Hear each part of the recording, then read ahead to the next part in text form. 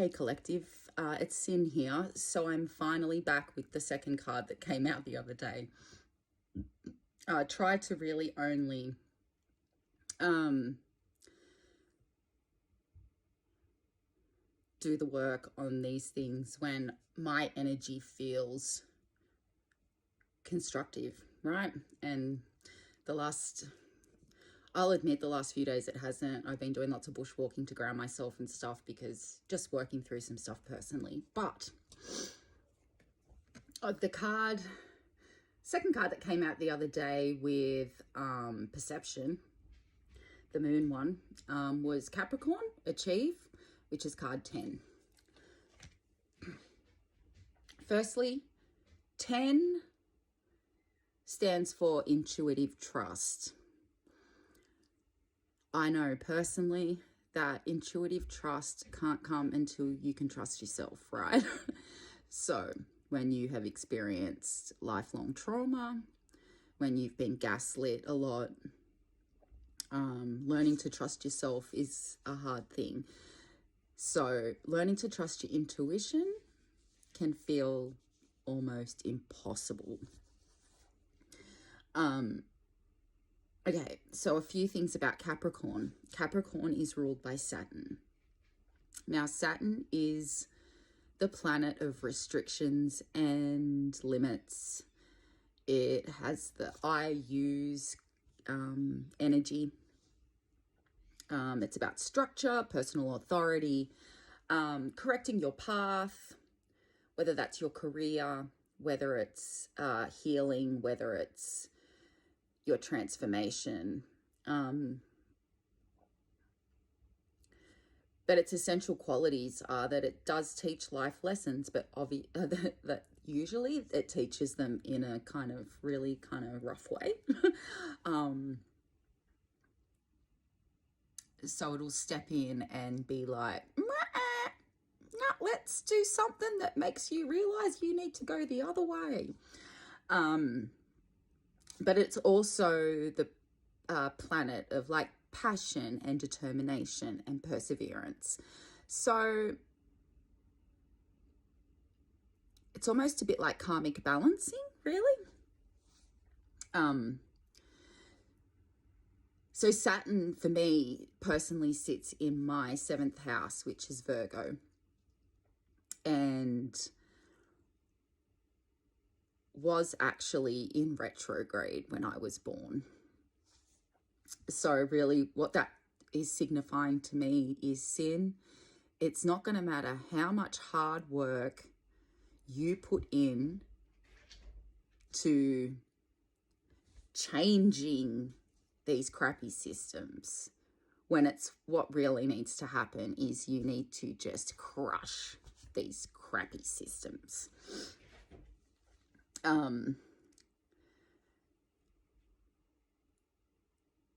Anyway, interesting is that Saturn will actually be going back into retrograde from late June to mid-November. I think it's like the 29th of June until the 15th of November or something. And at that stage, it's going to retrograde backwards into Aquarius. Now, it just spent its stint in Aquarius before coming to Pisces in, was it the start of last year, maybe? Anyway, while it was in Aquarius, it really highlighted the things that have to go, the things that have to change, the inequality,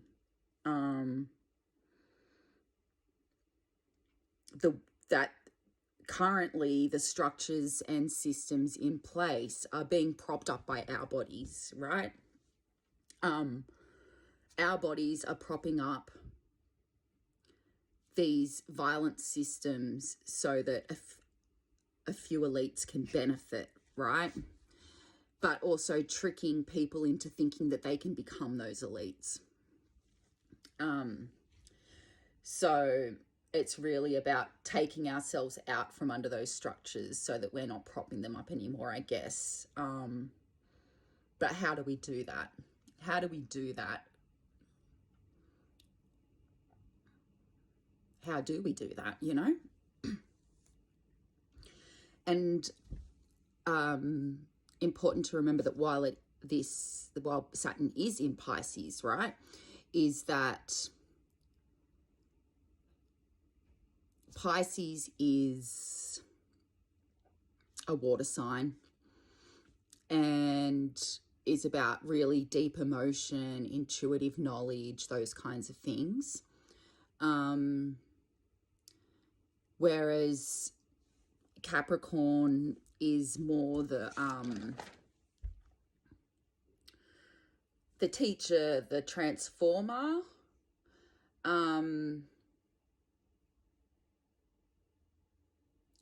with structure and rules and stuff like that. And then we put that into Pisces, a water sign. And so those structures, those walls, those rules, those things that Capricorn and Saturn bring, I guess you can say that, well, as my old beagle George used to do, after the rain, he would go out to our backyard and work his way around the fence palings. And he would push on the fence palings to see which ones had become loose from the rain, the consistent rain, right? And then he would escape. And he would follow his nose with his little tail up in the air with the white point on it while his nose was on the ground, and off he would go. I guess what Pisces does is soften those structures, make them a bit soggy, more malleable, which will give us an opportunity to pull them apart, dismantle them. But it's also important to remember that this energy being in Saturn energy being in Pisces can go both ways. So it can kind of cause extremes. So we're going to have some of us that go extreme one way to wanting to get rid of everything that's not fair, right?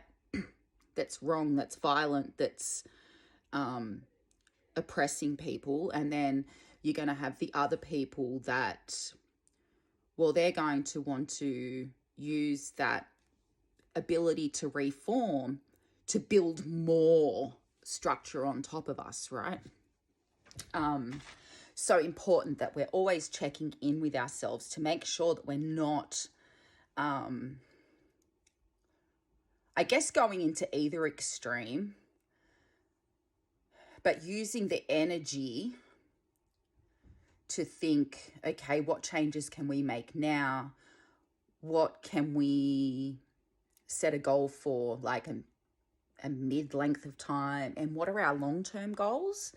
And trying to keep a focus on that. So that kind of structure that we need from Saturn, while also being able to flow with it, to, I guess, imagine, rocks in a river don't stop the flow of water. The water flows over, under, around, right? And so that we need to start being able to navigate sometimes by doing that as well.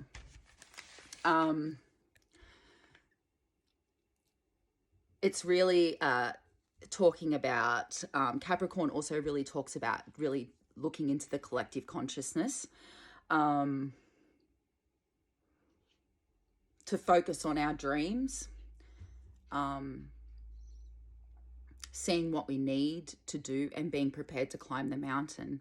And I guess that's where the imagery too of the card comes in, of the mountain goat and the fish, the front of the body being a mountain goat and the back of the body being a fish. Is at some stages we're going to need the agility and climbing capabilities of a mountain goat, but once that mountain goat in water is not going to be able to do the same things, and that's where we need to kind of take in the fish, right?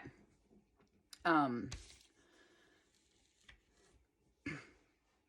the other thing the card's asking us to look at is what we perceive as achievements. So bringing that moon card back into it, what our perceptions are of achieving, how are they tied to colonial logic, and how do we switch that thinking from achievements under colonial logic and rule to what true achievements are as a collective of peoples sharing the planet, right?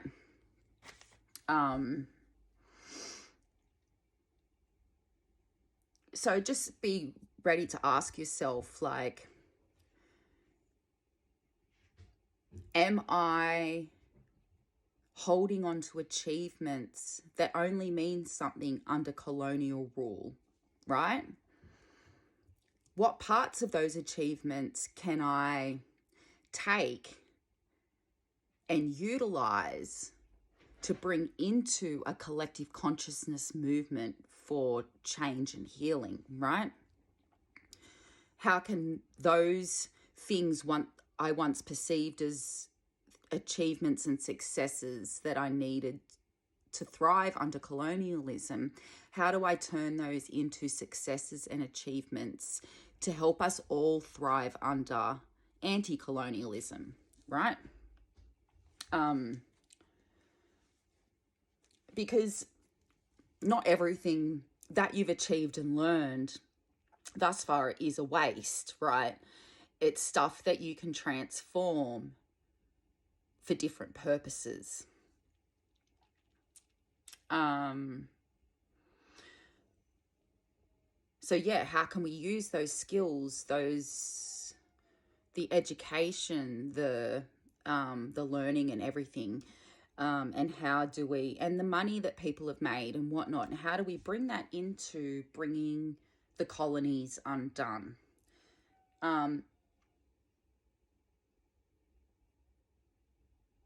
I guess, like, as a collective, we need to start talking about what do healthy societal structures look like.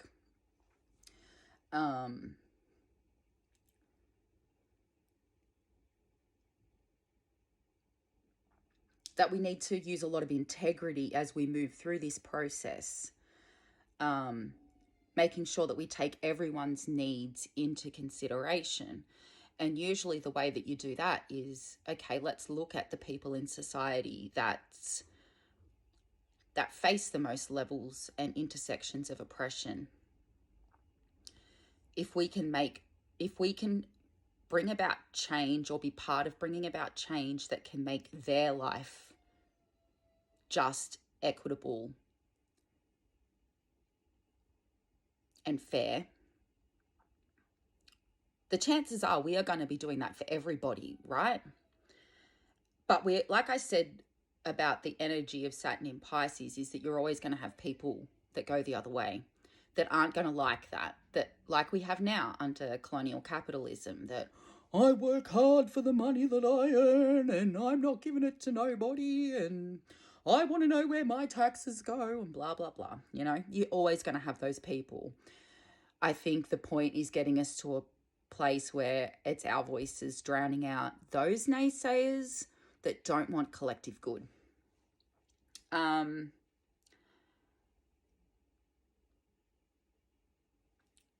Yeah, I guess keeping the focus that we are not just working on what's best for us as humans, but for all sentient living beings and entities. So what's best for the other animals that we share the planet with, what's best for the oceans, the plant life, the earth, the skies, everything, right? The waterways, it's all living.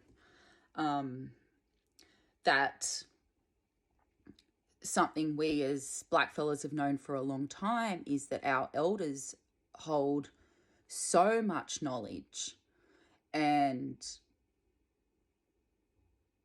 I think that a great sign of respect is listening to the knowledge that they have, what visions they've had since they were children for what they want for this land, what their parents wanted for this land, and what their you know, like going back generations and generations.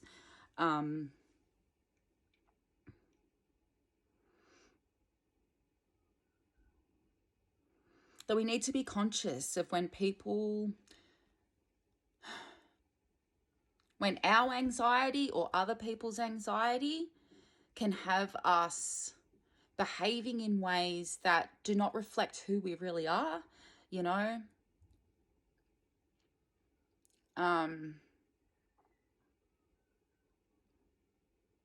It's okay to be anxious. It's okay to be fearful. But be conscious of how that gets projected onto other people, yeah? And remember, I guess, that slow and steady wins the race, and Saturn will move through different signs over the next 28 to 30 years, and there's going to be like different shifts as we go along. Some of them are going to try and destabilize the shifts that we're trying to make now, and some are going to reinforce them. So I guess it's a matter of us working with the energy and keeping up the honest communication, expressing our needs within this collective consciousness healing space, and working together in a really constructive way with integrity.